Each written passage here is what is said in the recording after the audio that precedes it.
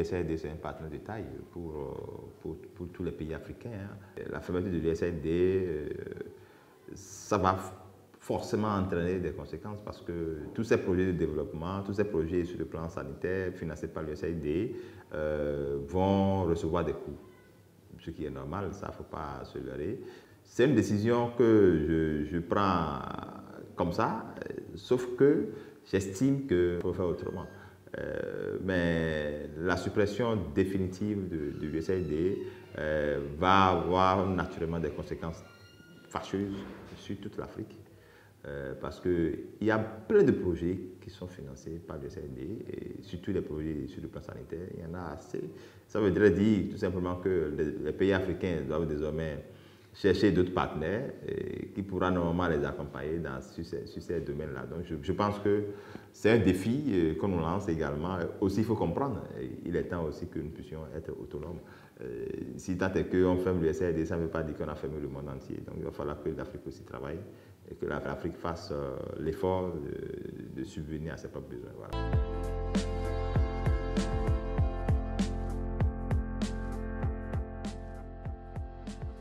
Bien sûr, ça montre combien de fois. Mais écoutez, quand vous avez quelqu'un qui a l'habitude de vous aider et qui vous dit un jour, je ne suis plus à mesure de vous aider, qu'est-ce que vous allez faire?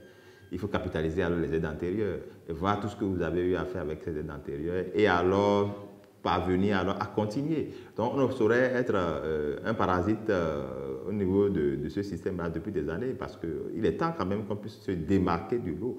C'est pour vous dire que en fait, même l'USAID qui avait l'habitude de financer ces projets-là, ce n'est pas aussi gratuit que ça parce qu'il y a quand même des contreparties, et même si elles ne sont pas directes, il y a des contreparties qui sont certainement également indirectes.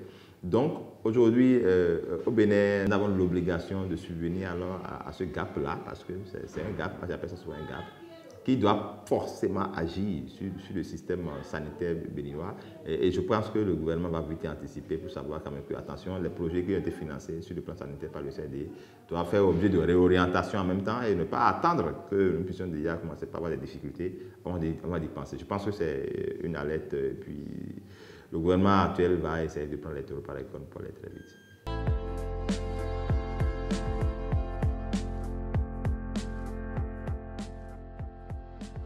Je pense qu'aujourd'hui, le Bénin a quand même pas mal de ressources, on a engrangé pas mal de ressources. C'est que les ressources ne suffisent jamais à un État, c'est ça le problème en fait.